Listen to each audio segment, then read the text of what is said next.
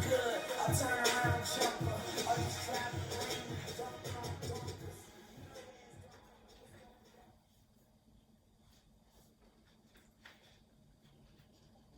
Cheers. What you want? Hey man, Cheers. Monday, bro. Long weekend. And welcome to the Marlon vs. Marlon podcast. And I'm your boy Marlon. And I'm your boy Marlon. Join us as two childhood friends go back and forth, arguing, debating, fighting, maybe even agreeing on everything from sports, pop culture, and everything in between. All right, as you guys can see, we have Brandon back with us. Is glad to have him back. He's actually expecting in about a few days, so we had to get him in before his new baby came. So Congratulations. Yeah. Thanks for being back with us, man. We appreciate Girl you. dad, man. Girl dad. yeah, man, it's the wave right now. So we'll get into everything that's relevant right now with the NBA, Lakers, D Wade. As you can come over here, you see. I thought you were a Lakers fan. I am. But I'm a D Wade fan, so we'll get into D Wade. We'll also get into, we have some NCAA. We had a lot of upsets over the weekend, so we'll talk about that. And actually, I didn't talk about this in the pre-production, but the All-Star Weekend, I just want to just touch on that a little bit. So I actually enjoyed All-Star Weekend. I enjoyed it. It was the format was different, but I liked it. Mm-hmm. And also too, we'll talk about some of the college prospects and the draft and all that coming up. But as we know, today it is 2/24, the memorial for Kobe, Gianna, and the 7 other passengers. The memorial took place at Staples Center. And I'll start it off with you, Brandon. I mean, we've had 2 episodes since the passing of Kobe. So what did Kobe mean to you as the man, the player, and the father? So I was fortunate enough to grow up a Lakers fan. All my family's from LA, so I had the Magic Irvin Johnson posters. I had all that from a young age, right? But you see the Lakers, they went through their eras, Showtime and all that, and they had this long dry spell, right? Where unfortunately Vlade Divac was the best player. Those were some dry years, all right? That's a good time. But then you have the change of guard, right? And Kobe comes in, right? The trade happened to the Charlotte Hornets, and then you have this young star, right? And everyone just thinks he's arrogant, he's overconfident, right? Mm-hmm. What they didn't realize is you had a young man who knew multiple languages, had a high enough SAT to get into Duke University, right? But what we didn't know is just how driven he was. He wasn't arrogant, he was confident, right? Mm-hmm. Fast forward, 5 championships, multiple MVPs, everything you could possibly ask for, right? He's up there with the Jordan conversation, the best ever. But as a man, his second act, which we won't be able to get to see all the chapters of it, the man was just as driven as a father. I mean, he won an Oscar, right? I mean, he put that same drive that made him one of the best players of all time into everything else, every aspect of his life. And I think that's that Mamba mentality. It's not just on the court. He was a Mamba father, a Mamba husband. I mean, you heard his wife talk today at the memorial, how she just spilled out about just how much they were best friends and first loves. And you know what? You just don't hear that often, right? Right. Not in today's day and age. So that was impressive, man. Her getting up there and speaking, I know that was tough for her. And this just the past couple weeks have had to been, something that we can't even fathom for her. Not only losing a spouse, but losing her daughter, and having 3 other little girls that she has to stay strong for and save face for and try to keep it together for them and try kind of give them an example how to get through it. So big, very impressed by how she held this guy. I wouldn't have been able to do it. Yeah, and it's like, I mean, the strength that she has to do that, and I think that it was overall it was a great ceremony. They were saying it's going to last about 2 to 3 hours, and I felt like it was pretty good. I mean, I didn't know who was going to come up. I just assumed that Shaq was one person that would come up, but Pelinka gave some good speeches, and how he was texting Kobe as hours before or whatever. Minutes. Minutes. So that was pretty tough. And Jordan and how he came up and crying and said how he's going to see the meme face for years to come. I think that was pretty dope. And then Shaq kept it short and sweet, and he told a funny joke up there. So it was a good time, and it was more of a celebration. And yes, it's a sad moment, but Kobe would have wanted us to, look back on the good times, and Beyonce opened up, and it was a great overall celebration. So I think that And I think the list of speakers was actually perfect, like the perfect set of people to go over Kobe. Obviously, Rob Palenko, his best friend in his professional life, in his adult years. You had Shaq, who talks about it too. Who they had a little turmoil in their relationship, but also how even behind that they always had a mutual respect and love for each other. And even when that was going on, they would still show signs of respect to each other. And then MJ, his idol, and then I also like Sabrina Ionesco or UNESCO, her talk, and I liked Diana Taurasi, what they said, and just to show, like you said in the second act, how much he meant to the women's game. Going through Gigi and what she was doing and what he was doing through her. I think that's huge. And one thing that people don't really talk about or I haven't seen people talk about a lot, and I think Kobe had something to do with it, whether they're giving the credit or not is something we might not see. But the WNBA seeing an increase in salary, seeing that average salary get a big jump, I think Kobe has something to do with that. His influence, his passion for it, his presence around the women's game had a really big impact in such a short period of time. So I think it was just a perfect set of people. I agree. I don't remember seeing Magic. I would like to see Magic. Magic was there. I thought D Wade was going to go up and talk. I did not see LeBron there, which was. But I know other people. You saw him? I didn't. I think he was there though, because when Diana Taurasi made her joke about LeBron, she seemed to look off to the side as if she was looking at him, but they didn't show him. It's weird because he would have been, because they showed Rondo was there, AD was there, Harden, Russ, like there were a lot of people that were there. So just players from all over, and some of the Boston players were still in town. So I think some of them were still there too. So Russ must have a long flight back because he didn't play tonight. Oh, Russ didn't? No, jet lag, I guess. Right. But Harden's playing, so. Yeah. I mean, it's tough, and Melo too. Melo was one of the ones that. Melo took time off right when it happened. Because Melo said that he was going to. Him and Kobe were texting, and Kobe said that he was going to be at that game that when Portland was at the Lakers, and Melo sat out of that game. So. So it's just tough, but I just wanted to give you any last words on Kobe. I know that we had 2 episodes to kind of reflect on the life of Kobe, and I'll tell you what, there's certain individuals, regardless of what they do for a profession, that just have a striking influence on you. And Kobe just happened to be a basketball player. That's how we were able to witness his greatness. But his greatness was not encapsulated just by him bouncing the basketball. His influence will continue to be felt on the WNBA, on hundreds of young women, and just the sport in general worldwide. He really helped brand across the United States, but also through the world. Agreed. Yeah. All right, so we did have a huge fight, and I think you had said it's probably the second biggest fight in history that we've had rematch. Or So if you look at you rank all the rematches, right?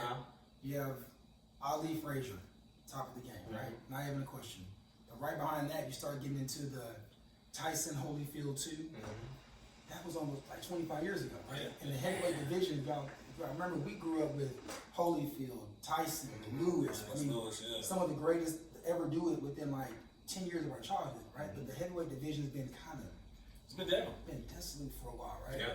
They had one guy stand out here and there, but never really had, like Klitschko, never really had a big fight, somebody to really challenge him. So keep going. I like it. I like where he's going. I tell you what, man. So I'm a big boxing aficionado. So when you start talking about the best boxer in the world, right? Usually it's Canelo Alvarez, right? And you got Bud.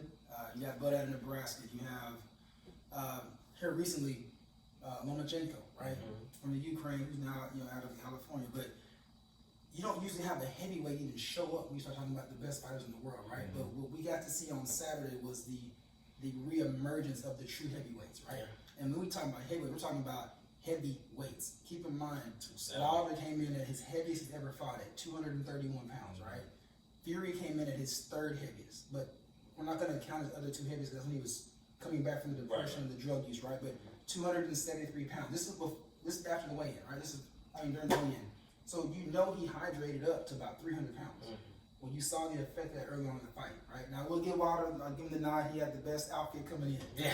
right? Like, Man. that's See it. that? Yeah, now he's trying to use it as an excuse though. Yeah, saying he Right. was 40-something pounds. He said his It's legs. reality. Yeah. Well, They were hold on one second, I'll let you go. They were actually saying too that just seeing him pacing back Before and the fight, forth, yeah. and they were saying That's like, what oh I'm yeah, saying. this is something that could affect his fighting because he's just the nerves are getting in, and he's pacing back and forth. When you look at Fury, he's just sitting there hanging out, laughing, joking around, and it was from the start of the fight. Fury just had that early step on him. He was quicker. He was on him. He was putting his body weight on him. That I think that kind of people don't necessarily realize that when you have somebody that weighs about 60, 70 more pounds than you, give or take, like that weighs on you. Even when you're fighting somebody who weighs the same as you, and put that extra body weight on you. So like you said, somebody who's that much heavier. But also, I think, and we saw this in the first fight too.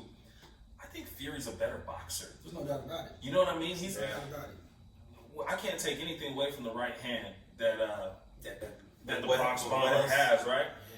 But we saw it when he kept getting.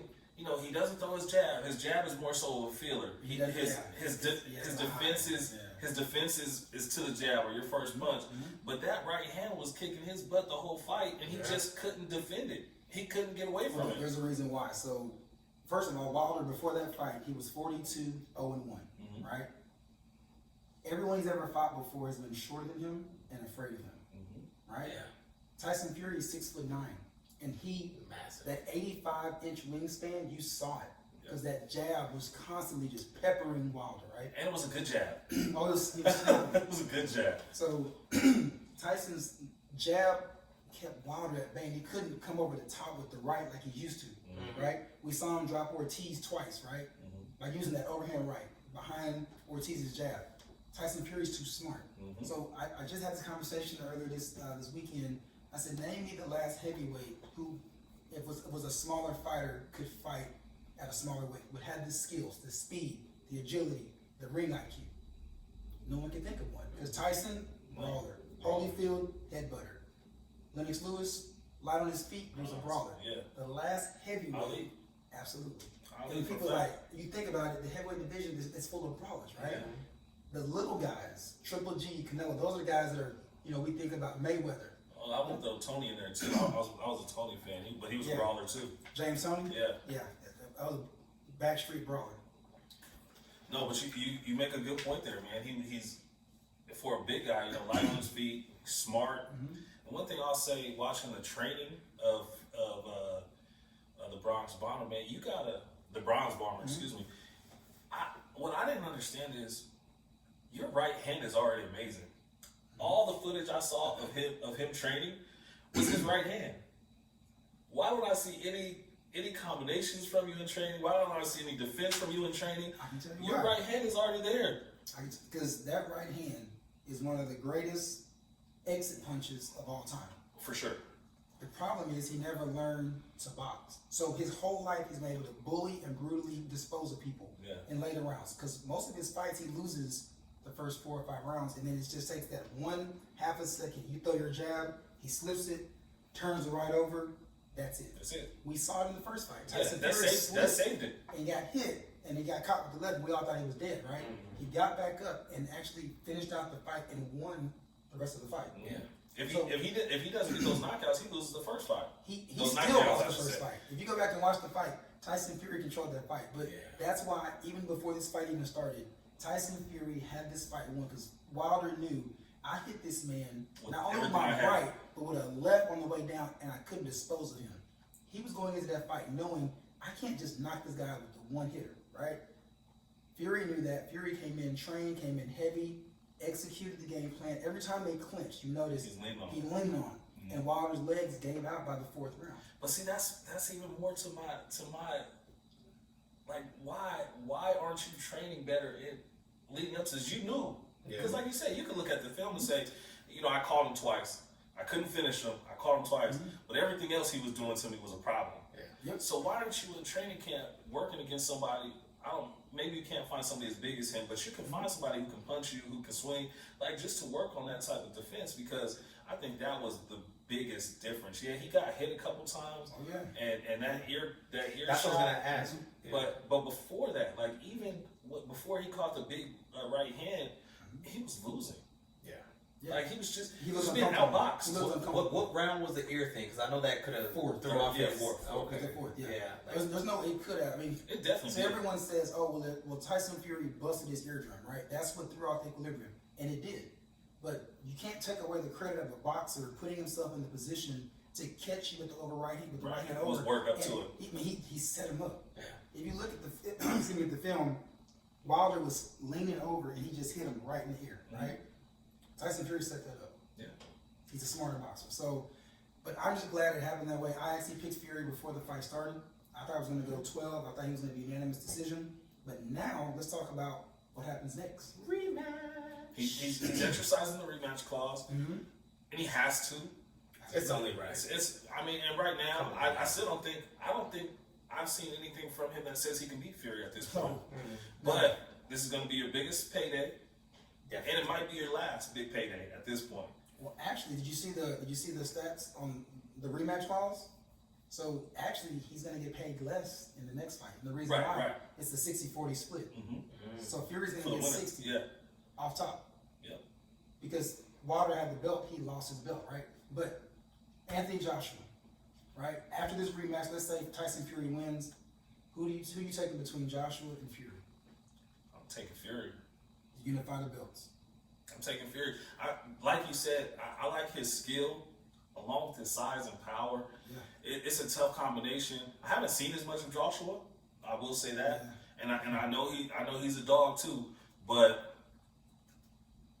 I mean, that's a big. And what I like about Fury most, I think, is the fact that he got up from those punches. Well, I wouldn't have been able to get up. Be- Whew.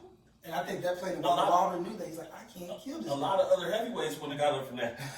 No man even on the earth. So that's what I'm saying. That to me is something that sets you apart, knowing that even if you put him on the canvas, he can get back up and finish a fight. I think that's a huge, and like you said, psychologically to the guy you're fighting, if you know you can't finish me, you got a lot of work on your hands. Yeah.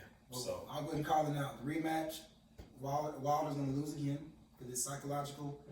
Fury will go to Britain to fight Joshua on his land. ooh, So Fury has the WBC, which is the belt everybody wants. The biggest, baddest man has the WBC. He's going to take the other three just because Joshua has them, and then you're going to have your first unified heavyweight champion since Vladimir Klitschko. yeah. This was going to mean something. Why do you think he goes over there though? You don't think he makes him come to him? Because, well, you understand, Tyson Fury is an Irishman from Britain. Yeah. So they're not going to fight here. True. He's going to go, but it's Joshua's land now because remember he's the Gypsy King, right? Tyson Fury has no home. Right. Anthony Joshua is a British gem. I mean, he's second to basically the royal family, right? So everyone wants to see them do it right then and there, and I think Fury will go over there and take the belts. It felt as if Fury had a crazy home field advantage with everybody that was there supporting him. Well, he doesn't. It's a personality thing. It's a lot like you see with what's my guy in the UFC, the crazy McGregor. Yeah. He just has the personality. I mean, you saw when he was acting like he was licking his neck when he was never pitched up. There was no acting. He caught it. I went back and watched it. He did picked catch up it. some blood. Ugh. Yeah, he did. He said he wanted to taste blood. So, and I was hoping that was more metaphorically speaking than realistic. But I mean, but that's the type of thing that draws people to him. You know what I mean? I'm talking trash. I saw a tweet they reposted today from 2013 that said he was going to knock him out. So, you know, just the confidence, that swagger, kind of going back to that Mamba mentality. To be a professional at the top of the game, you're going to have a little bit of arrogance to you. You have to. You have to think you're the best to even get there. So, shout out to Tyson Fury, man. You did your thing. I'll just say this, Tyson, congratulations, but you're still not my top pound for pound. So right now, Who's top? my top right now still Canelo Alvarez, number 2, Vasily Lomachenko, number 3. Probably gonna go ahead and give it to My boy Bud Crawford not in there? Bud is. Here's the only problem about Bud. Nothing against him, right? But I'll put Errol ahead of Bud. So Errol's my 3. Errol Spence from Dallas because I was gonna say Errol, that's a hometown. he's a bigger welterweight. Bro. He went to Britain, right? Not only did he beat Kell Brooks, who that time was undefeated, he broke his orbital bone. I mean, welterweights don't break orbital bones, right? But Errol Spence is big, so I'm going. Yeah, I'm gonna keep it there. Errol 3, Bud 4. Now Bud's a dog, straight out of Lincoln, Nebraska. I mean, just a dog, right? After that, I might put Tyson Fury in there. Yeah. And the other thing though is those other guys got people to really push them. Right. I don't know if Fury now is going to have somebody. Obviously, Joshua's going to be the next one after this next fight if he's able to get past him. But is there somebody to keep pushing him and keeping him up there? And how long does he have? He's not a young. Well, he's younger, so he only has, that was only his 30th or 31st fight. Right. So he actually has less fights because he had the layoff because of the addiction. But that's what I'm saying. Yeah. But you're right. He's a little older, but when you're 6'9", the heavyweight division has no cap, so use that to your advantage. He's just literally the biggest man in the ring, which is what one of my favorite boxers of all time, Andre Ward, undefeated son of God, SOG. He never had anyone after. If you remember when he first started, he had a round of 6, right? It was a tournament. After that, he hadn't had anybody to push him, but he still, when he left, he was pound for pound champion. So, and he did beat the brakes off of Kovalev. I'll tell you that. He went up to 175 and beat the brakes off of Kovalev. Sorry. So I have a friend that talks trash all the time, and my mom doesn't. You know when, like, parents per se, they don't necessarily know when people are talking trash, and like they don't know the dynamic. Of your relationship with that person or whatever. So it's fun. So she's thinking everything that he's saying is like, So she jumped on. Yeah, I'm just like, well, that's good. You want your mom to be. I mean, what you want her to be like? Yeah, that's my son. You're right. He's strong. It's just funny. She backing you up. It's funny. This is Johnson. We good. Yeah. So she's Anyway, all right. So moving on to some NCAA basketball. We just had a crazy weekend. It's been a very crazy weekend, but I'm heartbroken with all of these upsets. NCSU had their first loss. The UNLV. It's always tough. It's always tough matches whenever we play UNLV for some reason. So but UNLV was 14-14. Yeah, familiarity. Yeah. So it was overtime. I give him that. But this is the one thing I'll say. It kills me because we had a chance to see San Diego State ranked as high as they've ever been rated before. They would have probably been number 2, maybe number 3, depending on especially how far Kansas losses down. Yeah, everybody else lost too, except for Kansas. Yeah. But Baylor would have dropped to either 3 or below, depending on how many other people won. But I'll say this: I'm always a fan of taking your first loss before the tournament. Yeah. Yep. I would rather you lose a week before or 2 weeks before the conference tournament, get you refocused, get back in your head that you're beatable. Because, 30 wins for some 19, 20-year-olds makes you feel like you can beat the world. Yeah. Well, it's not bad, but it also gives you a guy-type complex. And then you can walk into a 14-14 team and get punched at home. Yeah. So now it gets you refocused, and you go into the biggest tournament in the world, basketball-wise. I think it's bigger than the NBA playoffs, personally, just because it's set up and the uniqueness of it. Anybody can beat anybody any given day type of thing. Just one game. That's right. 40 minutes. It's not a 7-game series, but I think it's great to refocus. Doesn't hurt you. You drop 2 spots in the polls. Right. You're gonna still be a 1 seed, thankfully, for everybody else who lost, and you get to refocus, man. So I think it'll be good for them, even though it would have been really cool to see the hometown team ranked number 2 in the country. Like, that's crazy. Look, man, everyone, the 1976 Hoosiers, they're popping champagne because they're still the last team to go undefeated. Perfect season, right? But to your point, I'm looking at the rankings. I'm looking at the top 10. And these are not your blue bloods. I mean, you're looking at Kansas. I'll give you that. But Baylor, Gonzaga, Dayton, San Diego State University, Florida State, and then Duke is number 7, and Kentucky's number 8. And then you have the Terrapins at 9 and Creighton. Maryland, yeah. What? You got maybe 3 blue bloods up there, and they're lower in it. Right. Or next to Kansas. Kansas is a blue blood, but Dayton in the top 5 is crazy. San Diego State. This is good for the tournament. Because the teams, like, I'm a Dookie. I'll tell you, I'm a Dookie, right? But something's wrong when I look at the top 25. There's no Carolina, which means these blue bloods that we know, they'll get it together for the tournament. Not this year because they don't have it together. So they're not making the tournament. Your San Diego State or your Maryland, someone like that, could easily get to the Sweet 16 and Final Four. Yeah, and I said in pre-production too. I think this is the year for one of those mid-majors, one of those smaller teams, smaller schools, or smaller basketball programs to really take advantage of that, because you don't have the Kentucky's with 3 or 4 guys that are freshman All-American, or you don't have Duke with 2 or 3 standout freshman All-American. So the guys that have been, I had to take a shot because he took a shot at my Tar Heels. But look at you. But I really think it's a chance for these senior-driven teams to go deep Final Four. I mean, we saw it with Villanova a couple years back, and the run they went on. We saw it with Gonzaga when they made a run. Or Butler, excuse me, when they made a run to the championship game. So I think it's another year where that happens. But I think this year actually you'll see somebody maybe even from outside the Power 5 conferences like a Dayton or San Diego State or Gonzaga actually win the title this year. If they're going to do it, I This year. advise they do it this year because the Carolinas and the Dukes, this is it. This is their weak season, right? Yeah. They didn't get, like you said, those 2 or 3 top 15 picks on one team. Right. So Creighton, San Diego State, Dayton, Flyers, y'all, this is your season. You got to get it done because Duke will be back next year. Carolina probably won't be. Because Cole Anthony's gone. But no, seriously though, you're right. It's time for a mid-major. I want to see it. I actually want to see a mid-major not get to the championship like Butler. I want to see them win the whole thing. Win that thing, yeah. Win it, yeah. Go ahead and win it. And you know, for a school like San Diego State, I'll shoot the hometown team some love. If they win a national championship, the recruiting that they'll boost from that is going to be crazy because it's already one of those destination type cities.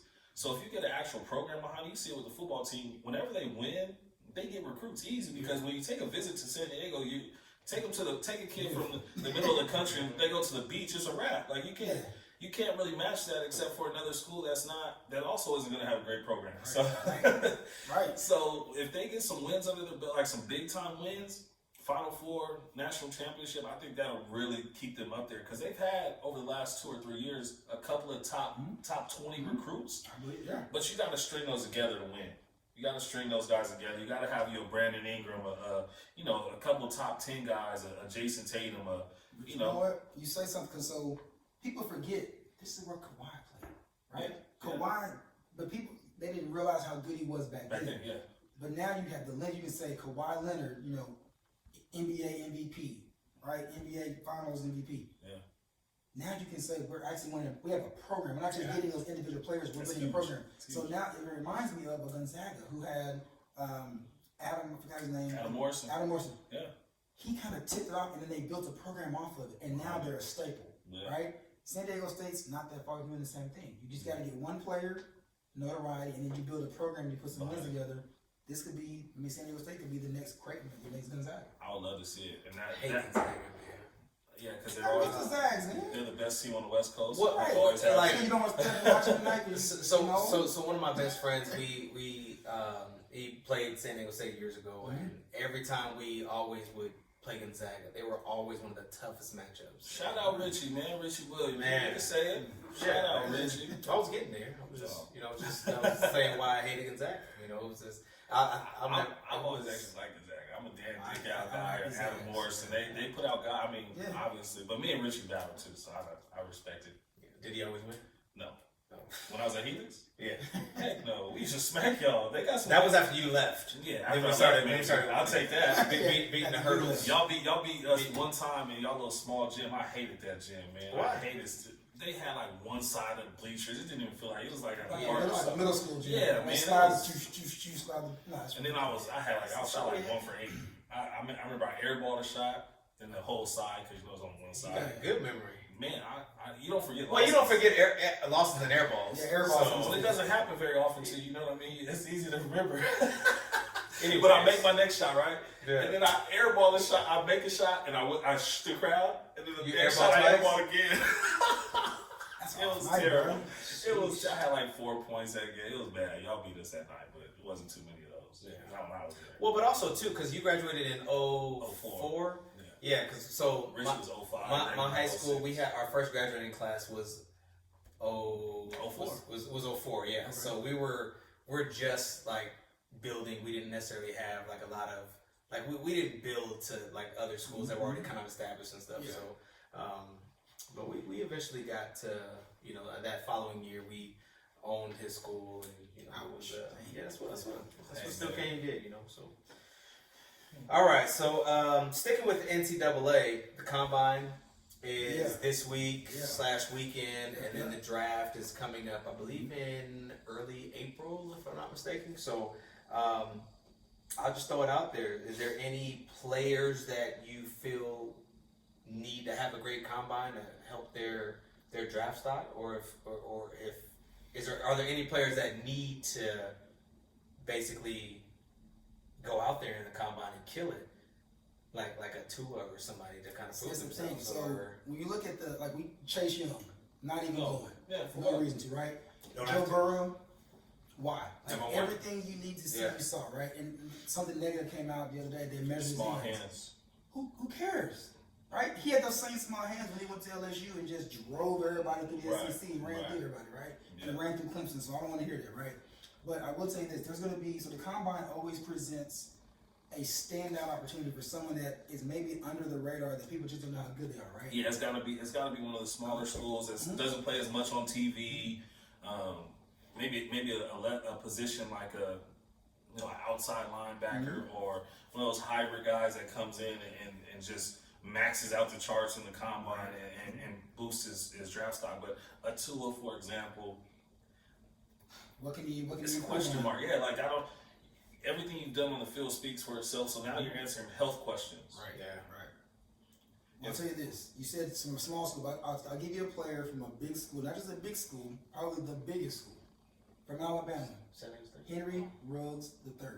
So everyone talks about the trio of the receivers they had, right? Everyone talks about Judy. And I'll tell you what, Judy's a bad boy. Nothing he can do at the combine to improve it, right? Right. But watch out for Henry Ruggs Jr., the third. He's going to probably run, I'm just going to go ahead and say it now. He's coming for John Ross's record. He's coming for that 4.2. Yeah. Ruggs, Ruggs is the straightforward speed. He reminds you of, and I don't want to put this on you, bro. I don't want to do this, but No, you doing it now. if you have to look at someone in the NFL that you have to look at Henry Ruggs, his abilities, man, it's the cheetah, bro. Yeah. He's his speed. When you talk about just straight speed, he's got that kind of speed. He's got 4.2 speed, and it's quick, right? But is he in and out of breaks and stuff? Because that's a lot. That's the thing. Yeah. Neither is Tyreek. Tyreek doesn't run routes. He just runs. You just run past. Runs. He runs past. But Tyreek will stop and then go fast again. He'll break that. He's not a He's Chris. he's not like a route runner. He's not a No, Amari say. Cooper. No. Yeah, he's not a Yeah, Cooper, he's not but- Cooper. And Judy, I think, is a better route runner of the group. Now Judy's Yeah. the best, but I'm saying Ruggs is going to be that standout player that people just be like, I didn't realize he was right here under our nose the whole time. But because of Judy and because of all the receivers they've had and because of Tua, you just forget this guy's super talented, right? Yeah. Kind of like how Tyreek came out of Oklahoma State. He was always that fast. I'll say this: he had 2017, 12. It wasn't really playing too much 2017, but 2018 and 2019 almost matched what he did with 40 receptions in 2019. And What's the average per catch? 18. Yeah. There you go. It's called expanding the game, right? Okay. That's what Tyreek Hill does. When the ball gets in his hands, Yeah. he may get 4 this time, he may get 8 the next, but that 84 is going to get you that average of 18. So is he more like a Tyreek Hill or like a He's the Percy Harvin, Tyreek Hill. He's an explosive player that you put him in positions. And he's like, to Marvin's point, he's not going to run perfect routes. You just want to get him on screens, on swing outs, get him in open space, because once he gets the ball in his hands, it's lights out, bro. receiver in Atlanta, number 18? Oh, you talking Calvin Ridley. Is he like him? Ridley. So Ridley's a route runner. Ridley's a Okay. smaller guy, Yeah. but he's quick. This guy, Henry Ruggs, is complete. In fact, I have to look up his stat. But he's not very big. He's just Okay. Now, yeah, he's 6'1", 190. So he a small guy. Yeah. Now, as far as the combine maybe uncovering someone, I'd probably say Jordan Love. Because when you look at the quarterbacks, we know Tua, we know Burrow, right? You know the names. Right. Jordan Love is out of Utah State, 6'4", 232 pounds, big man, right? Humongous hands, right? I think they measured, I think he's got 10 3/8 quarter, right? This big guy, he's unpolished. He reminds you of a Josh Allen. Humongous arm, big body. You can build a system around him.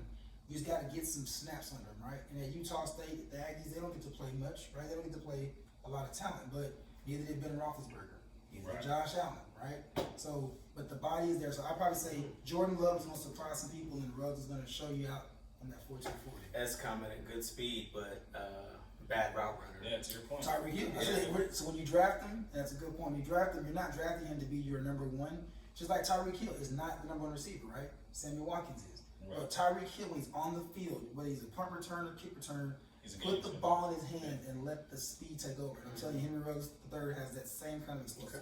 Well, I'll give one person I'm looking at. You know, I'm a homer. Chris Olave from Ohio State, the receiver. Okay. Mission Hills kid, San Diego. So, I hope he does well. Just boost that draft stock. Obviously, he's at Ohio State, so he's got a lot on the radar anyway. But, showing off his intangibles, I think it'll be a good showing for him. And one more thing before we go. Yeah. I know we started NCAA before we get out of NCAA. Back to basketball. Boogie Ellis, Memphis, been playing really well. He's in town tomorrow at SMU. I'm going to check him out. I can't wait to go see him. You didn't even tell me. He's No, I'm telling you telling you right now. now. Telling you now. I'm telling you now. It's not tomorrow. You got a You whole got swim 24 class hours. tomorrow. No, it's on Wednesdays. Oh, see, I thought. But I need to figure out stuff in advance so I can make stuff happen. See, I just got the you text. kill it. You I'm see texting what's my the guy most right grateful of now. Marlon. He's inflexible. I'm texting my guy right now. They know. You ain't a real friend. You think 24 hours, man. What can the man do? What time now? It's less than 24 hours. 22 hours. Tip is at 7:30. There you Yeah. go. Right. Dang. Difficult, man. All right, so there was some news that broke last week about there was an interview that Joe Burrow did about the Cincinnati Bengals saying that, long story short, if they pick me, they pick me. So he doesn't seem too excited about going to a Cleveland team, which, Cincinnati. Cincinnati, Cleveland, an Ohio team. He just doesn't. Same thing. Nobody. Although he's from that state, he doesn't want to go play for He knows better. He's anybody. from there. Yeah. He knows his bag. So I don't blame him. So I'll ask you this: do you see a team maybe trading up to potentially get him, and No. do you think Cleveland would even?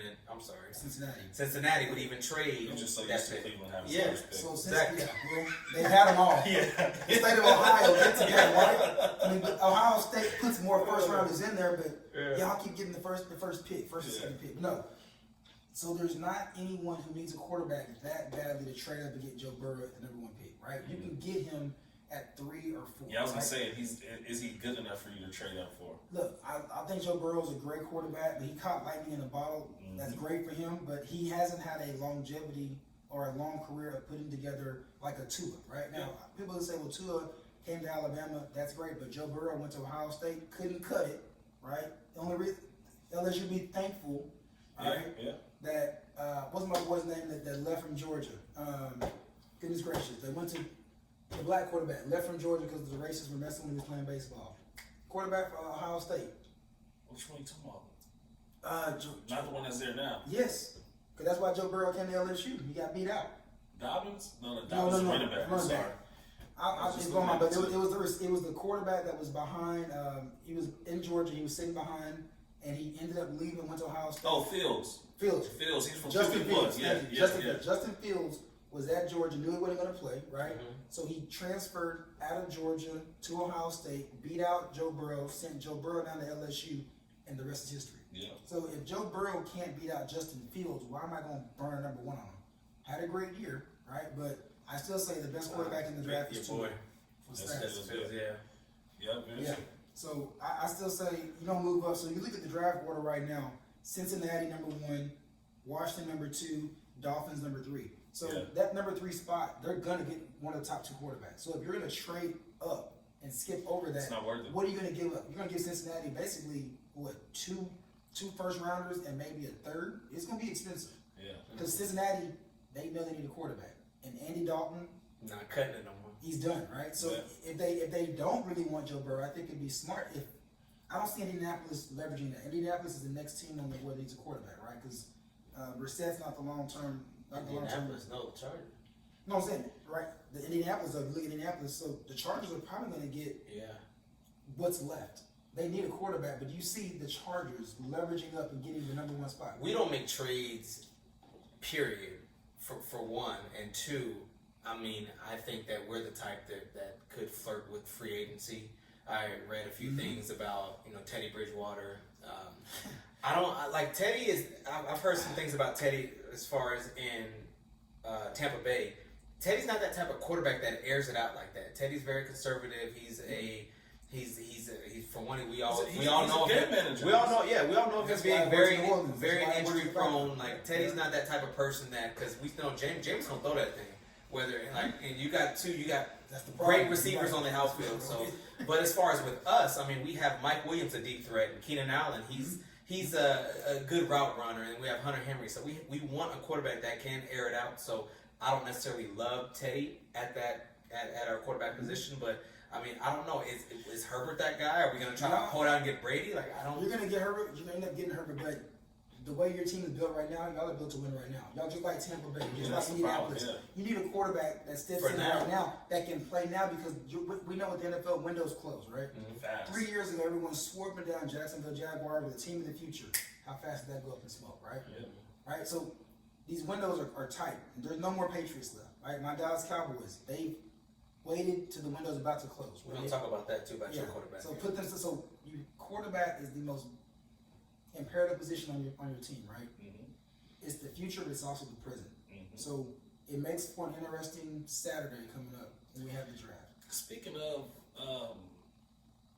that position and winning now, I read something, and are we still talking about the Chargers, or can we skip that? Yeah, go for it. As long as it's not for real quotes. I was going to talk about the Cowboys. I saw Tua saying that the Cowboys was his dream destination, and it made me think, because you said we're going to talk about our quarterback situation. It made me think: is it being talked about inside the amongst the players or the agents not re-signing Dak? Because why else would you want to go to a situation where they got a third or fourth year quarterback in there already? You know what I mean? And like, why would you make that known where you got a guy 4 years older than you or 3 years older than you that's got a long career ahead of him? Why would you want to go to a team where he's going to be there? Usually you want to go maybe learn behind a veteran who's got 2 or 3 years left, and then you take over. Right. But when he said that, it made me think, wow, I don't think Dak's coming back. I'll tell you this. So the Cowboys have royally screwed themselves once again. Sorry, hold on one second. So I said that the Chargers aren't the type of team that makes trades. Someone shot at you. And then, of course. And he goes, I remember a trade. Ever heard of Manning and Rivers? Yeah, but they had to. Manning said he wasn't going. That was a switch. That was more of a switch. Yeah. Manning said he wasn't going you. there. So he But kind of good forced point, their though. hand. But Please shoot, give it a try. he's a Raider fan, so he's. But here's the crazy thing: he could potentially get Brady, so now he has to choose for the person he's hated, or he has to root for the person he's hated forever, as long as he can imagine. Brady's not a Raider, and that's a good thing. Like, he wouldn't fit in Vegas, but They're willing to offer him 2 for $60. So I think the Patriots gonna offer that too. Right, they're gonna match. Right. Yeah. But for the Cowboys, they really did mess this up. Now, don't get me wrong. No one expected Dak to be this good, because otherwise he wouldn't have made it through 3.5 rounds, right? Exactly. But he had been playing on a 4th rounder contract. The Cowboys have used him up. They should have locked him up last year. I know people say, well, he needed to prove it. Well, now you screwed yourself, because he went out and proved it. You could have locked him in for $25 a year. He would have taken that gladly, right? Yeah. We would have all said terrible contract. Now looking back on it, with the way the bargaining unit is going up, they're going to add a 17th game. You're gonna have to pay him for that too.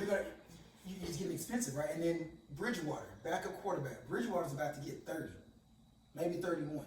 Bridgewater, which pushes up a starting quarterback. That is at the table saying, look, guys, you can sign me now. If you try to franchise me, I can leave, right?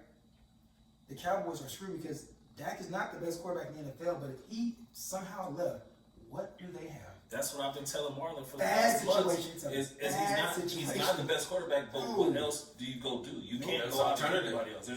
You pay him because what you can't get, not because of what he is. And that's not. Yeah. And I like that. Yeah. I'm a Cowboy fan, so I like all my quarterbacks. But what do you replace him with? Do you go back to the draft and try to But you did well enough to get a 15, a middle round pick. Right. Are you gonna get a top quarterback? Probably not. So. And they're not ready to come in and win. Even if you got the top quarterback in the draft right now, the Cowboys are built to win right now. Yeah. Right now, they crapped on themselves by going early and getting Zeke pushed out.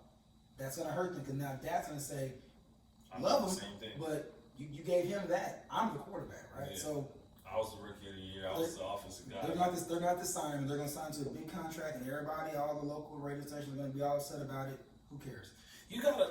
This is my whole thing, and the reason I like franchises like the Yankees, or we just saw in soccer. I can't think of it now. Manchester. But the team gets banned for overspending. Like our Man City got suspended 2 years for overpaying players. Like, but that's what it takes to win at this level, at these professional levels. the Yankees never didn't pay anybody. They was overpaying people. You know what I mean? The guys that was competing with the Yankees, you had 1 or 2 years where they went with the analytics and it just played out. How'd that work out? Yeah.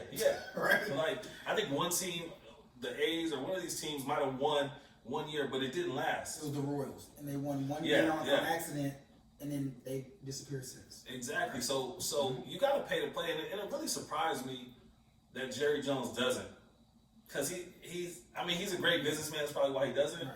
But he also seems to like winning. Well, there's a cap. So that's the NFL, because of the union, they have a cap, right? Mm-hmm. So Patrick Mahomes, he's about to be the first quarterback to take up 20% of a team's cap at one position. Yeah. It's about to happen, right? It's well deserved. He's Patty Mahomes. He's different. He's the best, right? But you can't just go out and just money whip all your players. Otherwise, Jerry Jones, the Washington Redskins. I mean, Dan Gilbert is an idiot, but he's got a lot of money. The Redskins would have won by now if it was just a money game, right? Which is why your GM has to be strategic with how you draft. And the Cowboys got lucky and got that. Got lucky. Yeah. But now you create a problem for yourself where you're going to have to pay a 4th rounder like he was the number 1 overall. Yeah. And that's the bad thing is the market just keeps getting bigger. It doesn't matter. Like, Patty Mahomes deserves it, but the next quarterback who's up for it is going to get, he doesn't deserve it. He's going to get even more. Right. Can you imagine what's the name in Baltimore is going to end up getting when he's up? Yeah. But also, too, just even looking at it now, average quarterback like Ryan Tannehill. Look at what he did. We wouldn't even call him average if it wasn't for this last playoff run. But that's what I'm saying. Let's just, if you want to go just basic, just decent, okay quarterback, so you come down the top 5. Come on. So maybe someone like Andy Dalton. Yeah, Andy Dalton. That's, to me, when I think about a not a bad quarterback and certainly not good, I really think Andy Dalton is just that marshmallow quarterback, just oatmeal, right? So someone like that. Because the union and the bargaining is growing and the pie is growing, Andy Dalton will land somewhere this year and get paid $28 million. Maybe the Chargers. Because he's a starting quarterback. Yeah, y'all can handle that up. He looked good in that blue and yellow with the orange hair. Nothing else looks good in it. I'm sorry, it's not an appetizing color set. But no, and I've been saying this for a while too. I think they're gonna have to go towards pushing that 17th game. Expanding the playoffs, I think they're going to have to go towards the quarterback not affecting the overall team salary cap. Yeah, but with the way it's written up by the union, you have to have a cap, and the quarterbacks, because that position is so imperative, it's going to get uneven. We're going to get to a place where the quarterback is going to be 25% of the salary cap, but you know what? So damn what? Yeah, right? but without a quarterback, you can't win. But with that, you can't. The only problem with that is that it's growing at a faster pace than all the other positions. It should be. Because we've seen what happened to Pittsburgh last year, and Roethlisberger is way beyond his best years. But when he went down, they were forced to deal with Mason Rudolph and Duck, right? Season over. If that goes down last year, Cooper Rush, season over. But what you say that, and you said that, because that's our guy. But Tony Romo went down, and then Dak stepped in. You're right. But I'll say this: this Cooper Rush. In Pittsburgh, they also lost Antonio Brown and Le'Veon Bell. You're right. If they have both those players, they make the playoffs this year with Mason Rudolph. They were only a game out. But that's why the quarterback is so important, because we've seen Brady, we've seen before he retired, Andrew Luck. You've seen quarterbacks give their teams 2 to 3 ball games a year just on themselves, right? So a really top level quarterback is good for 2 games a season. Well, 2 games a season in the division wins you the division, right? Just to the playoffs. And I'm going to take it a step further too. The other thing that's a problem with that, and I'll get a little political here, is sure. I love that. Oh boy. Who dominates that position? The only position dominated by this White boys. White boys. Yep. What other position do they dominate in football? Well, here's the thing. Offensive line, maybe. I was about to say O-line, yeah. No other position is dominated by an ethnicity except for quarterback. Well, defensive back is dominated by black guys. Well, when we say dominated, it's like reverse racism, right? We know who dominates. We have a problem with the ethnicity ratio at quarterback, and that's the person who tends to make all the money, right? Gets all the endorsements, gets all of everything, right? Well, that's the way it's always been, right? Now, does that mean that little black boys aren't being put in a position to play quarterback when they're in Pee Wee? I don't know, right? But what I do know is that there's a large proportion of individuals who play quarterback who are of a different ethnicity than the rest of their team. Mm-hmm. That's just the way it is, right? Now, can you get more African Americans to play quarterback? You can. We have quarterbacks all over the United States in college programs. It just seems like they sometimes don't seem to matriculate to the NFL. And I don't think it's a problem at Pee Wee football. I think it's a problem at college football. Yeah, When they they say, I think when they try to get them to change their positions and well, stuff. because, and I'm gonna tell you where it becomes a problem. If you look at these All-American games, you'll see the white quarterback from Georgia, right? Mm-hmm. He's listed as a quarterback in the All-American game. The kid Justin Fields, Athlete. he's listed as an athlete in the same game. Yeah. We're both All-Americans for playing quarterback. Why am I an athlete and he's a quarterback? Yeah. You see what I'm saying? So I don't have an opinion on it. I just thought I would bring that up as far as why is that position's salary growing at a higher rate than all these other positions on the field who, some would say might be as important, maybe not. In the Titans situation, I think that Derrick Henry was more important than Tannehill. You know what I mean? But why is it that way? Why is it going that way? Why are the owners willing to pay them and not anybody else as much money as that? Yeah, to your point, cornerback, right? Cornerback is an African American dominated position. The top 3 highest paid positions on the football field are quarterback, edge rusher, cornerback, right? Mm-hmm. Left tackle goes in and out of there, Yeah, left tackle. right? Left tackle can be African American, can be anybody, right? Your cornerback's gonna be black, right? Your edge rusher, outside of Nick Bosa, Most probably likely gonna he's be gonna black, be black. right? So 3 of the top Don't forget 4 about Joey positions. Bosa, but yeah. Well, as I said, the Bosas, yeah, outside the Bosas, but so 3 of the top 4 highest paid positions are dominated by African Americans, right? We just have the problem with the quarterback because there's a long-standing history of African Americans being moved out of that position, right? Right, But and times have changed. because of how it's, all these other positions that you mentioned outside of left tackle is going to be a athletic ability. Sure. We're looking at speed at corner. We're looking at speed at edge rusher. We're looking at bench press ability at edge rusher. At the quarterback, they're the only ones that take the Wonderlic test. You know what? The times have changed, and I will say this. I get you. The Wonderlic test was put in just like not to get too political, but voting test, right? Right. It's made to figure out a way to suppress people. But luckily for black quarterbacks everywhere, Lamar Jackson broke the mold because he's not big, he's not strong, he's not that accurate. He's just really good at football, and he happens to be black, right? And he happens to be a quarterback. Dak Prescott, highest paid endorsement player in the NFL right now, black quarterback, right? So 2 of the most recognized faces in the NFL right now, Pat Mahomes. They're black quarterbacks. So times are changing, right? Which is a good thing. I hate that it was a ethnicity argument for so long, but it looks like now we're beyond that. So now people can just play football and not really give a rat's rip what ethnicity they are, right? Because 3 of the top best right now are black, and they're getting paid like it, and that's got to get paid like it. Well, I don't think it's over. I do think it's still an issue, but I do think it's moving in the right direction to where it's almost to a point to where you can't deny it. Sure. You know what I mean? I was watching the Michael Vick documentary when they were talking about him coming into the league, and they were damn near saying like he's black, he can't play quarterback. That's like, and this is only 20 years ago, like not even 20 years ago, not even 20 years ago, and this is after the Donovan McNabb, it's after Randall Cunningham. You know what I mean? So I think sports, art in general, always reflects society, and I think even though this isn't a political podcast, but even though like we've come so far as a society, No doubt. but yet there's still so much further to go, right? Of course. I think that's the same thing we're seeing here in football and in society. Well, I think over the next 10 to 15 Hold on 1 years, second. I just want to I love this. This the back and forth, the good. We want to stop at 45 minutes. Oh. Here we are at 55, but it's going good. We're talking Lakers next. What we doing? Yeah. No. Go. But Finish your also, last point. Yeah. The good thing is, like you said, we've come a long way. There's a long way to go, right? But when you look at college football right now, and you've seen how many African American quarterbacks are leading these top-rate programs, there's more and more. There's not just the one Jamarcus Russell like it was 10 years ago, right? We talked about the young brother Justin Fields. There's quarterbacks like that at these big-time positions, these big-time universities.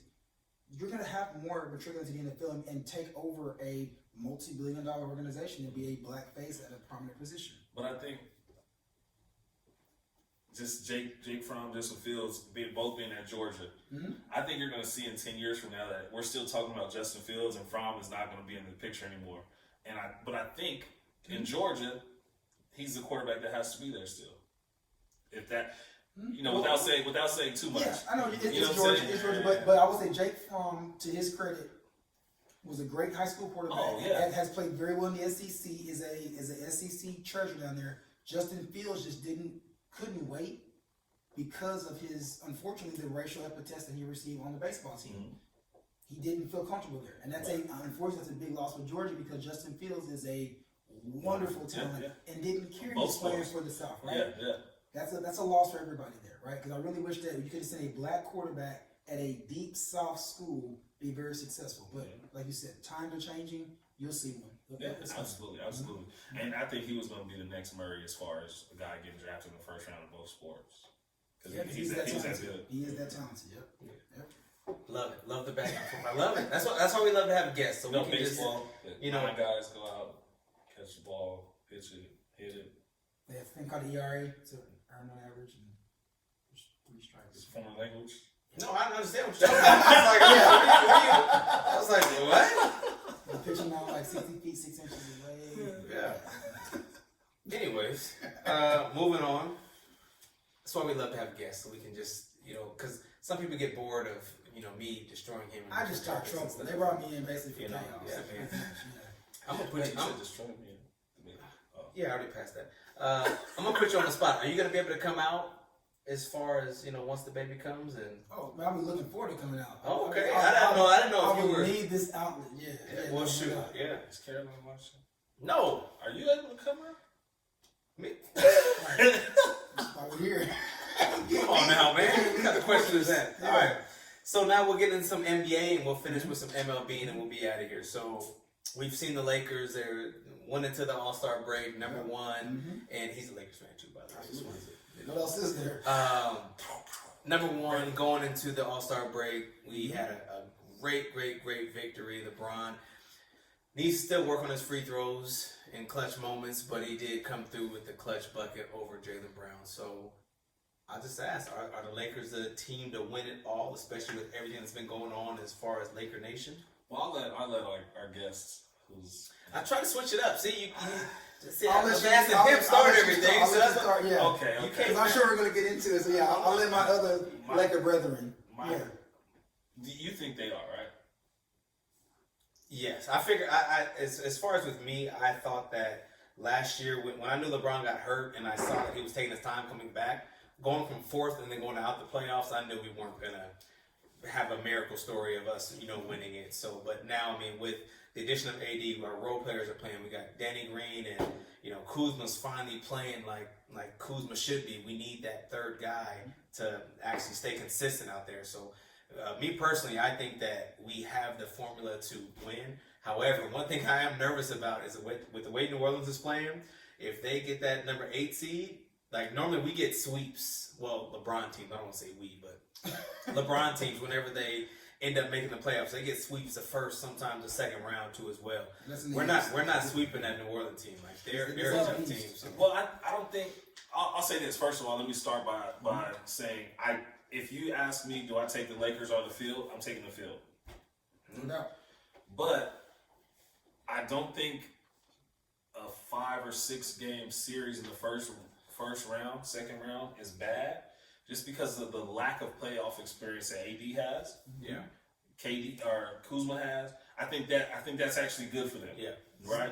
You don't need too much. Because they want and you want them to have games in that environment. So when you get to that Clippers matchup, which is probably going to happen inevitably, or you get to a Houston, in the second round, whatever, these teams are teams that have been there before, battle tested. Yep. So even though you're better than them on paper, or you should be better than them, they have experience on their hand, right? Sure. So I don't think that's necessarily a bad thing, but I think the worst part for me is Giannis. The NBA is pushing Giannis. Of course they are. and they should be because he's an outstanding talent. He's an outstanding talent. They just broke the Warriors record, fastest team to make the playoffs, all this stuff. Mm-hmm. But I think if they can get out of the East and they face the Lakers in the finals, which I don't know if the Lakers will even get there. I think they should have went and got something before the deadline. I think the Clippers. They tried. I think the Clippers adding the Morris Yeah, brother the was better- huge. the The better better Morris than Morris, who's averaging career highs right now. Yeah. I think that was huge. Yeah. Because it gives them another 6'8", 6'9" guy that can not only be another body they throw at LeBron, so Paul George and Kawhi don't have to guard him for a full game, but he can also score it. He can shoot it, he can spread the floor, so I think that's a big problem for him. But then Giannis in the finals, you're going to have to beat them. Because if it gets down to close games, well, I know it's... They got a squad too, man. They got role players. I think they got a bunch. They got role players galore. Yeah. They got the perfect role player. Which to me equals up to a squad. I mean, now that secondary, that second guy, that Chris Middleton. I mean, he's good, but he's not. He's not a Robin. He's not a solid two. But I mean, they got great role players, and I mean, the Lakers' biggest issue is that 1 and 2 they're better than everybody else. Their top 2 players are better than everybody else's top 2. Even Kawhi and Paul George. But 3 through 15 is where the Clippers are better than them. Definitely the Clippers got our number. I mean, the Clippers are better than them, and also the Bucks are better than them. I don't think there's a bunch of teams that are, but those are the 2 best ones that they're going to be placing. I don't know if it's just me, and I'll let you go in a second. I don't know if it's just me, but Danny Green hasn't been consistent like he's been. I don't know if he's not getting his touches or what, but like it's just that's just one player that I thought that we would get a lot more out of. I put that on the coach too. Possibly, because LeBron is very ball dominant. He's gonna feed it down low to AD, and I just think with his other teams, he never had an AD. He always just had a Kyrie or a Love or other shooters. But when you have a dominant player like Anthony Davis, you're gonna feed him the ball. But like somebody like Danny Green, I just expected so much more after seeing the type of year that he had last year. Yeah, but I'm sorry, Brad. Yeah, Before we do that, you also got to. He's played with the Tim Duncans. He's played with Manu Ginobili. He's been a 4th option before, which is not a bad place for him. I think what's been hindering him is that rotation with him, KCP, Caruso, Rondo. Yeah. It's been so inconsistent. Yeah. Because you got 5 or 6 guys, Cook, and then the shooter that I like, Troy Daniels. You got 6 or 7 guys all rotating in 2 positions. And all play the same. Yeah. They're all rotating in 2 positions. And there's been no kind of consistency. Yeah, it's been a little bit of injury with Rondo, but that's why I think the coaching decision really shot you guys in the foot. But that should have been more established so guys can be in a rhythm, so guys can know their role a little bit better, because that's one of the most important things on championship teams, everybody knowing their job. Yeah. Do your job, right? That's a big Belichick thing, do your job. But without knowing what that is day in and day out, or if it changes day in and day out, I know LeBron's job, I know AD's job, but everybody else's job changes, it seems like, with that team. That's kind of scary to me. Yeah. Well, the Lakers, they got out to an early start. First half of the season, everyone was crowning them the champions already, but the Clippers were built for the playoffs, right? The Lakers were built for Showtime. They sell tickets. I'm a Lakers fan, but the Clippers are put together for the second season, right? Kawhi just did it last year. Unfortunately, they have this load management thing. I hate it, but it's smart, right? And they're limiting Kawhi's his minutes. And Paul George has been back and forth with injuries too. Right, so they haven't played a lot together, but the way the team is built, they're bigger, they're thicker, and they play better defense, right? Like you said, the Lakers, the number 1, number 2 positions, 2 best players, great. But the rest of the roster is not battle tested. They're not built for the playoffs. Quentin Cook has had some playoff experience, but you look at Caruso, you look at Poe. I mean, most of these players, they haven't seen the playoffs, right? And let me jump in real quick.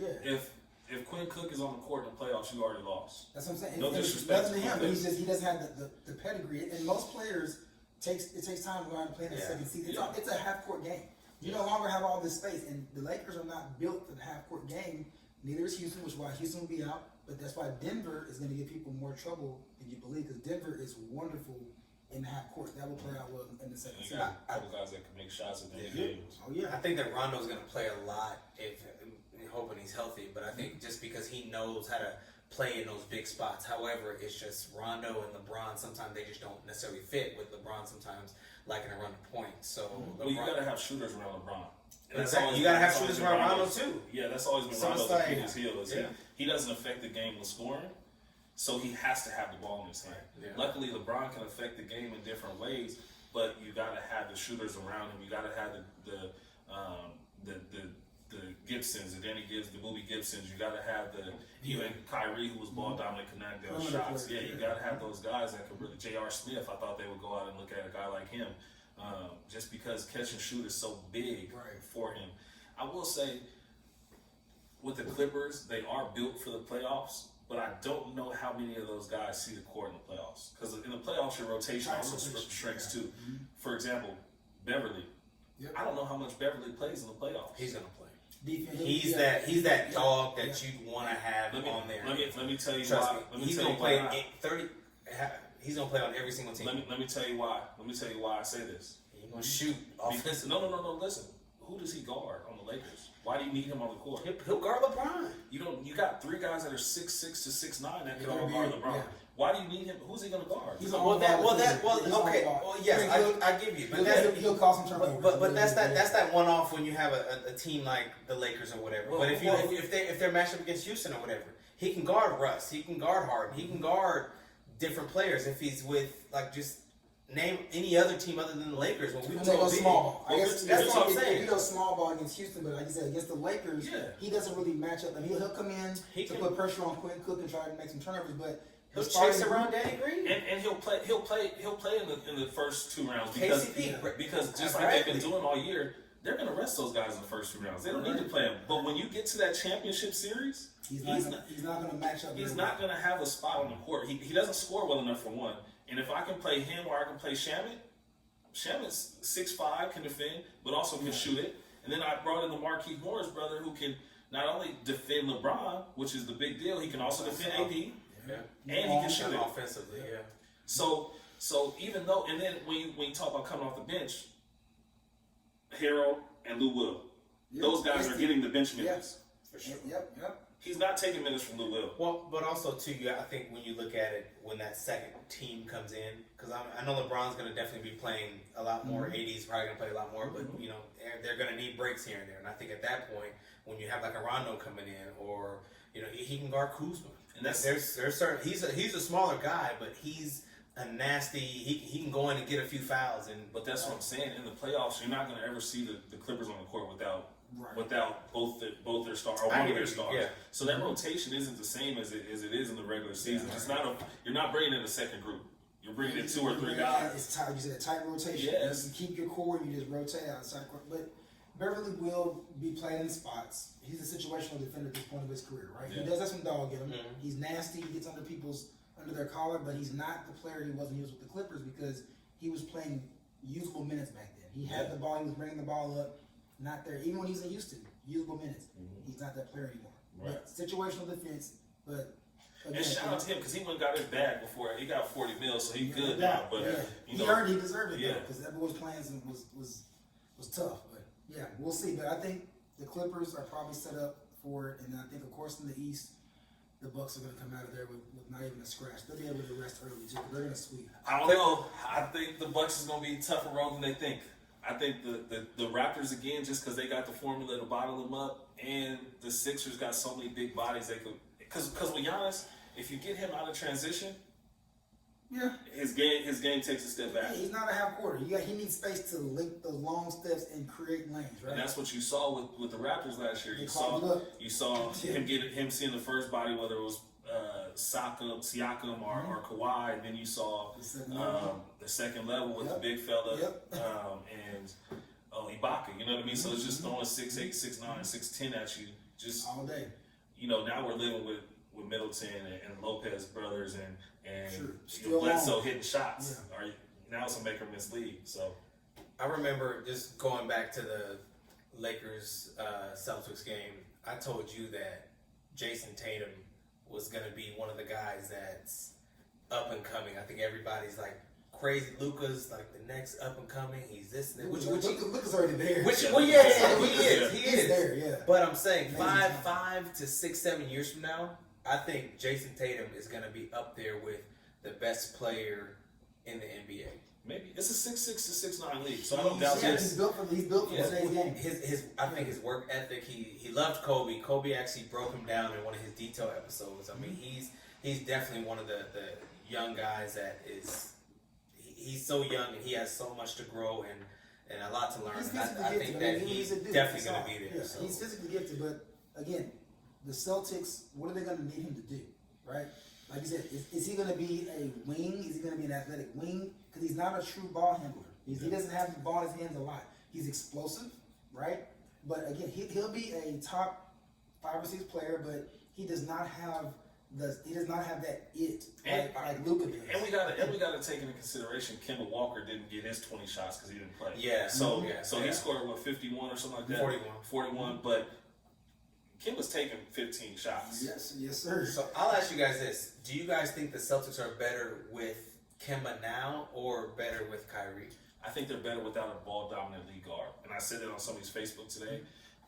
Because they're so talented with Hayward and the kid from Cal, Brown, and Tatum, I think they're so good in these other positions that a ball dominant guard taking 15 to 20 shots a game, it takes away from that. It takes away from Brown, it takes away from Tatum, it takes away from Marcus Smart. I think Marcus Smart, as much as I dislike his game, is probably the best fit for them because he can knock down the open shot at this point in his career. He's a dog on defense, and he doesn't need the ball in his hand. Doesn't want exactly. He'd rather catch and shoot. He's not going to force up shots. He's not going to do that in the shot clock. It's not his game. So I think somebody like that, and that's why they were so good with Scary Terry, because Scary Terry was good creating late, but he would also initiate the offense, get the ball in those guys' hands when Kyrie wasn't there. So I think anytime you put the ball in the best player's hands, as much as possible, I think that's the best case scenario. Not taking that Kemba's a beast, right?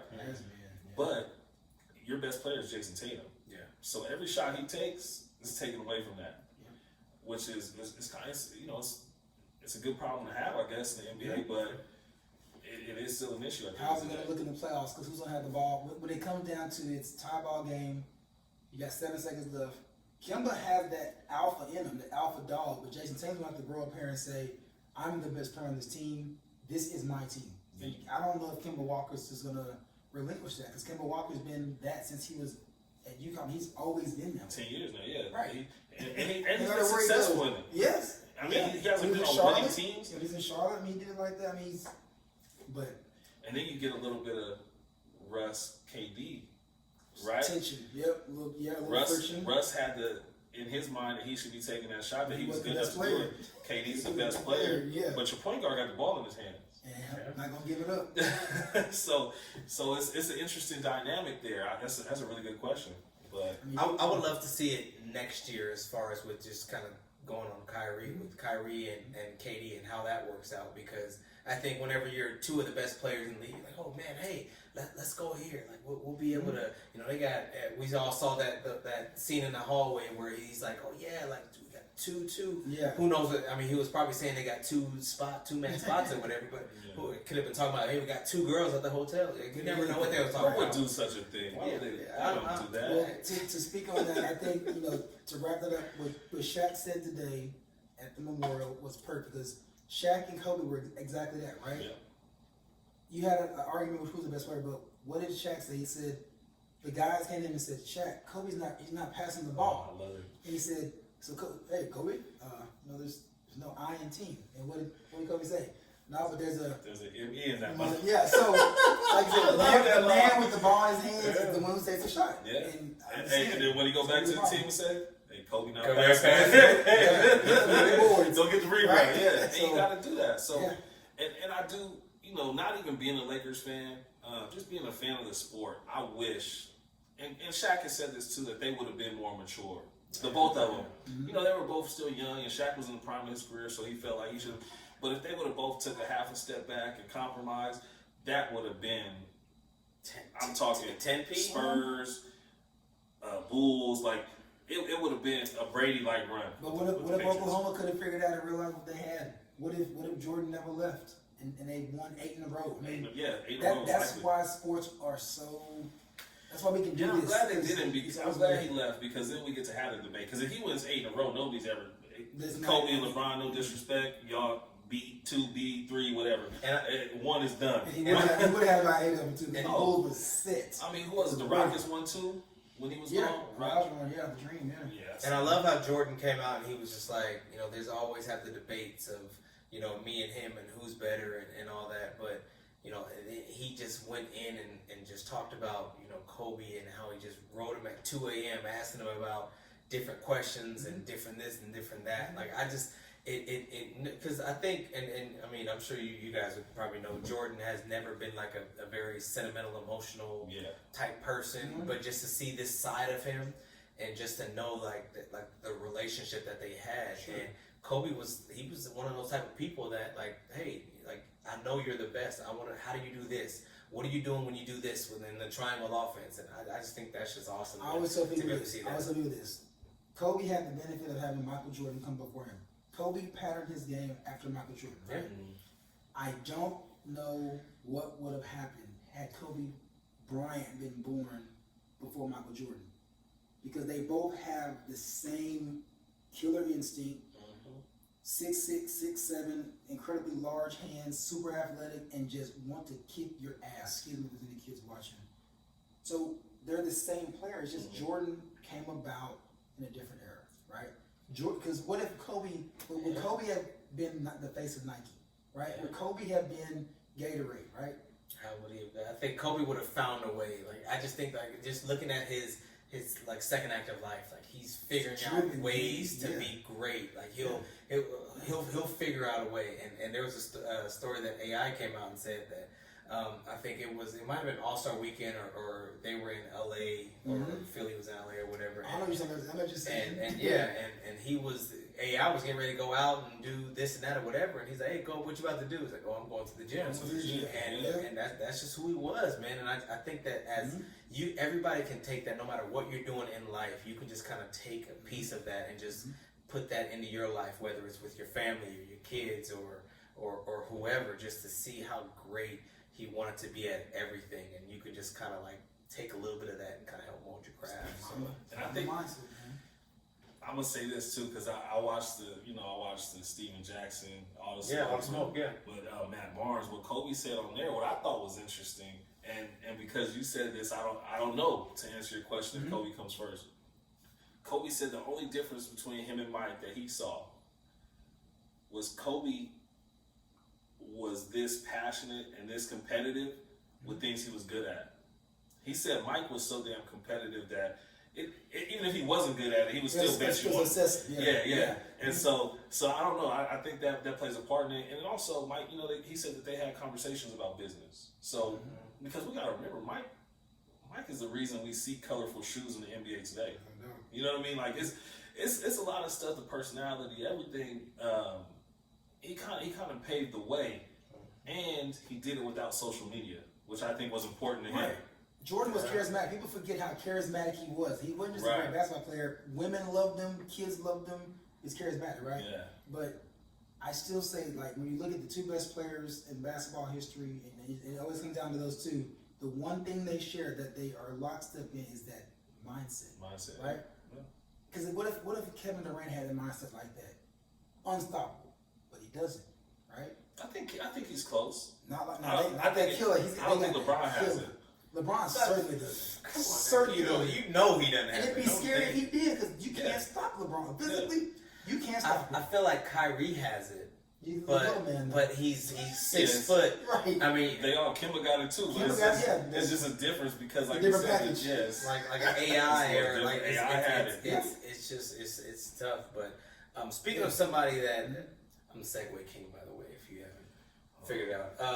This is a segue if you didn't catch that. So, speaking of kind of having it, I do feel like, and Dwayne Wade, he was at the memorial.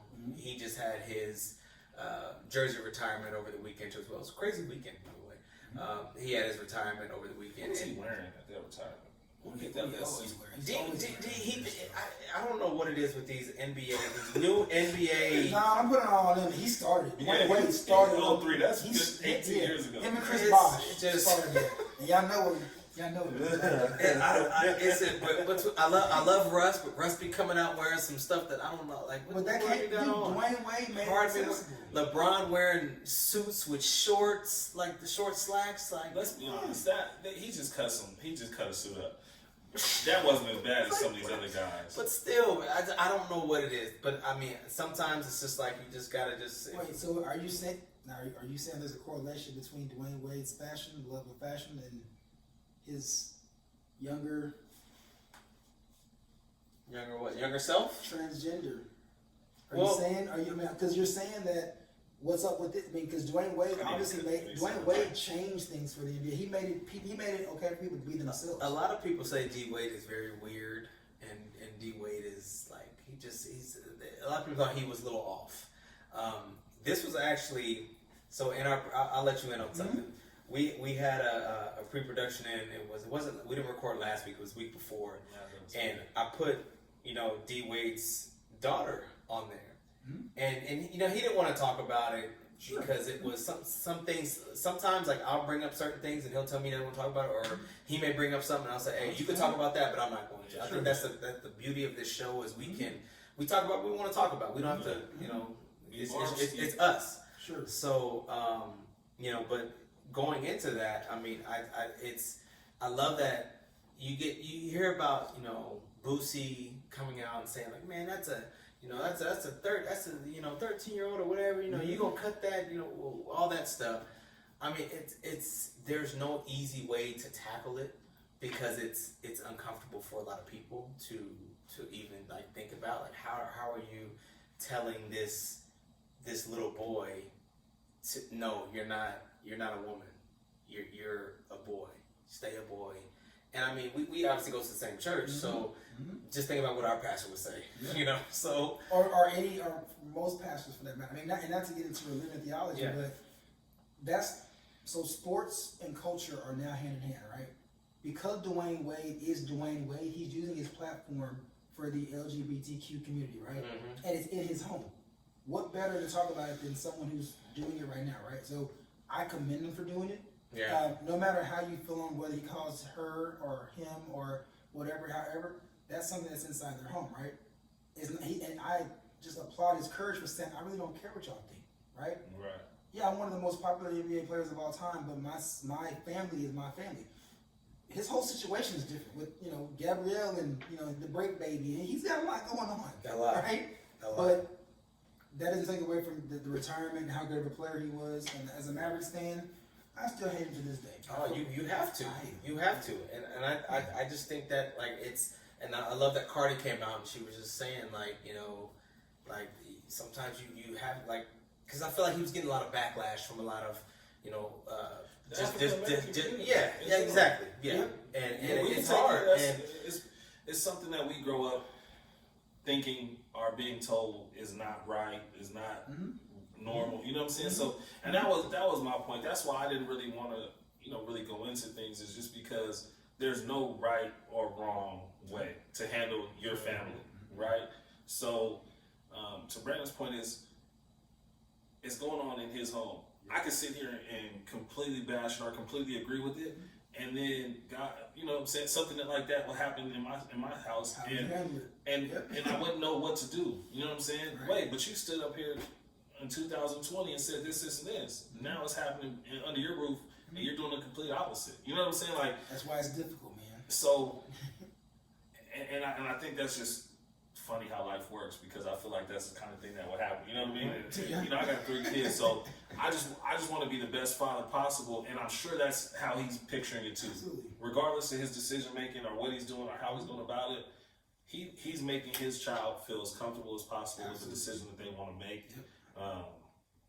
Will they regret that in the future? It doesn't matter right now, right? Will he think? Will they want to have second guesses in the future? Of course, when they're 18 or 19, right. Like we never know, but that doesn't matter right now. Nope. Because I was just gonna say because we live in a world where we do see people who are battling with these type of issues. How many suicides do we hear about? How many people do we see not make it to 18 because they were battling with themselves their whole lives? So just giving their child the opportunity to get through these decisions, I think is huge.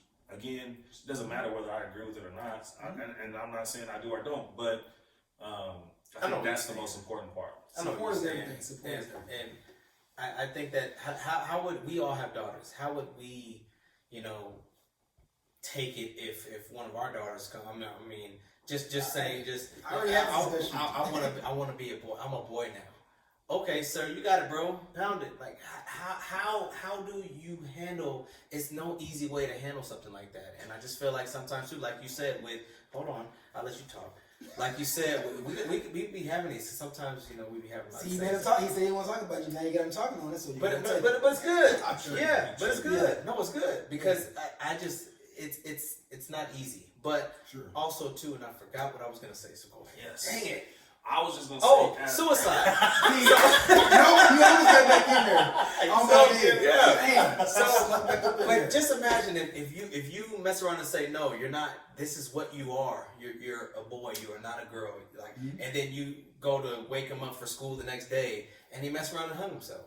So it's no easy way to handle it. And I just pray for that family because I can only imagine. Like just think of him. He's probably looking forward to his retirement. He's been talking to Gabrielle like for months on what am I gonna wear, and they couldn't have talked about that outfit for months. Well, just so excited for the weekend. That was a short conversation.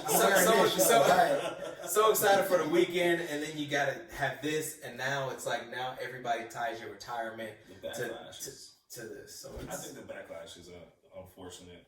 I was just gonna say because I have a son too, and as a man who loves sports, who grew up wrestling and fighting with my brother, and I'm not gonna lie to you, that will be heartbreaking. Like that will break me.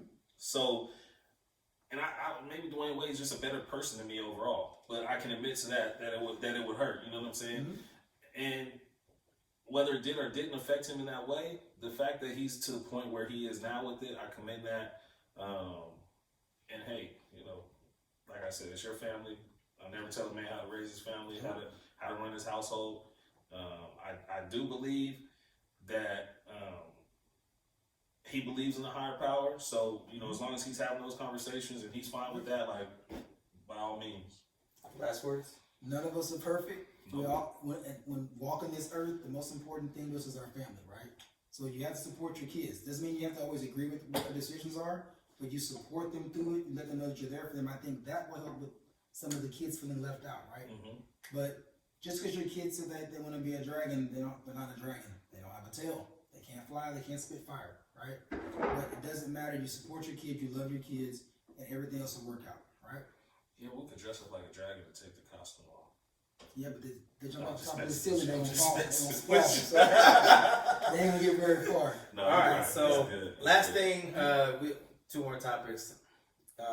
This one's gonna be real quick. I just want to touch on the All-Star Weekend. I thought that I was very skeptical about it. I didn't like that they were changing the format. I do love that they changed the MVP award to the Kobe Bryant Award. I thought that was just awesome. But it was weird, but with them changing the format, and then the first three you kind of get typical All-Star Weekend vibes, but it was for the most part sometimes you kind of saw that competitiveness in the first three quarters, and then that fourth quarter it was just like that last 10 minutes was everything, and it was even the last 2 minutes of the third quarter leading in, it started heating up. It was good. Like I loved every minute of it. I think they really tried to just play for Kobe and go out and fire just like LeBron, and he got all LeBron's team. They, it's crazy. You would have thought that LeBron's team would have smoked them by how they went and picked teams. Giannis, and I think I told you that. You saw it at the end of the game, though. Yeah. When they needed a bucket, it was a little bit easier. For LeBron. Well, they had to come back too. Don't forget they were down going into the fourth. So they had to come back. I will say, I love the Elam ending. I love the TBT, the basketball tournament on ESPN that they do. That's where they got that ending from. I just think when you get... And it was actually Chris Paul's idea, too. Yeah, when you get 20 of the best basketball players in the world are usually going to be competitive as well. So when you get a format where the time's just not going to run out and you got to get to a certain number, I think it brings out that competitive drive. I'm going to steal your segue title, though. Speaking of competition... How do you guys feel about the ending of that dunk contest? Stolen again. Aaron Gordon just can't. What does this man have to do? He's jumped over people automobiles. The dude was 7'6", and I mean, if he just grazed them barely, and it's because he held onto the ball for a little too long. His but- ear might have been bleeding like Wilder. he hit him he hit him good in the back of the head. I mean, he is 7'6". Well, he is 7'6". So That's what I'm forget saying. that. Like, it's not like he's like my height at barely 6 foot, but like 7'6". So Aaron Gordon deserved Yeah. it. He deserved it. So- Ended point. yeah, That's man. 6 foot. All right. No, let me say I didn't get to say my point. I think Huh? I Trying think to cut him off. I think Get your point in. I think Aaron What Gordon did you should have say? won on the 5 last minutes. dunk. I think he should have won on the last dunk, but I think it should have been over the dunk before. I think Derrick Jones should have won the dunk before. That was my take. Okay. I think it was the wrong decision when they made it, but I think the dunk before, I think the better dunk was Derrick Jones, and then they let it go again. So I think that's what happened. Somewhat irrelevant, but on topic. I really wish Damian Lillard would have played just to see, because I don't know, was Damian in the? He got hurt. I know that, but was he in the skills? Or I think he was supposed to be, and somebody took his. I forget who took his spot, but I think he was supposed to be was Booker took his? in the game. Devin? Yeah, he took it in the game. Yeah, but I think he was going to be in the skills too. But I love Dame. No, 3-point because Booker took his spot in the 3-point. Okay, that's what it was. Yeah, so I would love to see him play, but obviously he got hurt, so he actually should be coming back soon. So. I will say I'm a big Devin Booker fan. I was super mad when he signed that extension in Phoenix, but I was glad he got a chance to get in the game. Yeah. Young star, man. Young star. All right, so closing out, last minute comments on baseball, and maybe Throw the everything that's whole kind of going with the organization Astros. away. So, Astros, yeah. what is wrong with y'all? They're asterisks now. Right? Yeah, Astros. Yeah. Look, you got caught. We all know how you did it, all right? It's so bad that other teams are firing their managers, right? Yeah. And then you're screwing over Altuve. He's going to be a Hall of Famer. Not now, right? Like this is going to bleed over. So the GM, just say we cheated, it helped us, and we're sorry. This will all go over. Well, I'll say, and we talked about this right before. I think this, and it sucks because they are such a good team, and I don't think they needed to do this. But knowing what pitch is coming to Major League Baseball batters is to me worse than somebody, Barry Bonds or whoever they said used steroids, Absolutely. coming up and hitting 50 home runs. Absolutely agree. Because he's still guessing pitches, guessing locations. You got to hit the ball. And got to Yeah. hit the ball. That's the hardest part of Right. this whole thing. Yeah. So if I know what pitch is coming and I'm that good already, imagine if Barry Bonds knew what pitch was coming. He would have hit 100 home runs in the season. Well, Aaron Aaron Judge Judge said that. said Aaron that. Judge, he said, if I knew it was coming, now Aaron Judge reminds me, Aaron Judge can't hit the fly. But, But he strikes out a lot too. yeah. But that's because he doesn't know the curveball's coming. No, If he he knew the can't- curve. he can't hear the ball. He knows it's coming. He's like, damn, I'm down 0-2. It's going to break me off, and here it comes.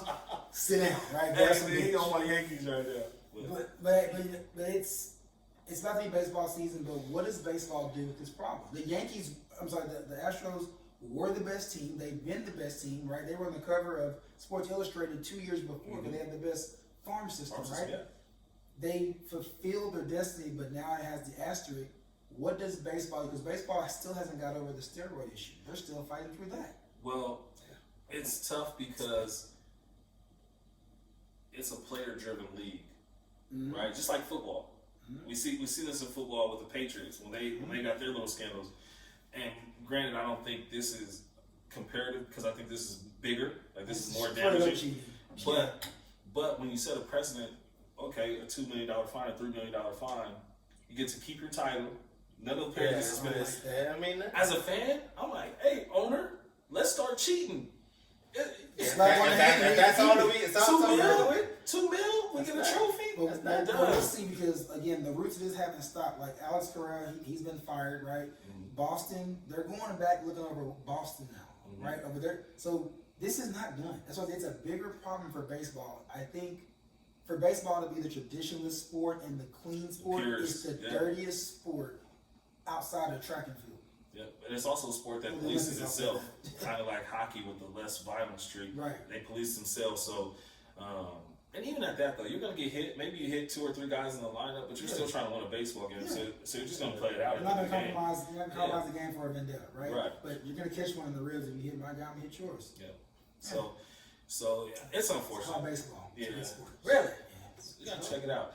Oh, shout out to the Dodgers though, Yeah, getting man. David Price and oh my boy Mookie Betts. Yeah. See? It's Well, gonna they be, spend money. That's the Dodgers. That's what Magic does. They just buy up everybody. yeah. And in baseball is one of the reasons I love it. You can do that. Like I said, that's why I'm a Yankee fan. Yankees and Dodgers in Boston, they just have. If those two don't meet in the World Series this year, it'll be a tragic event.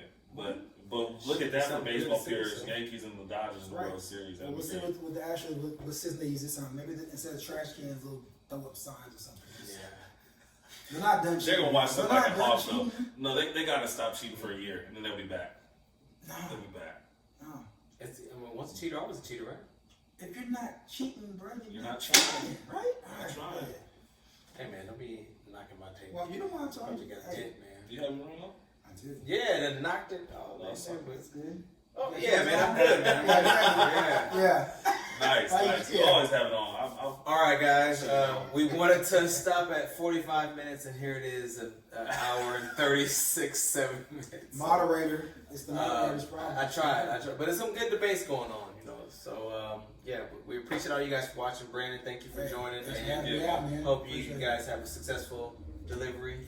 Yeah. And yeah, we'll be back soon. So All right. appreciate you guys watching. Subscribe on Apple Podcasts, TuneIn Radio, YouTube, and Spotify. So appreciate everybody, Thanks and again, Brandon. we'll see you guys next week. We out. Peace.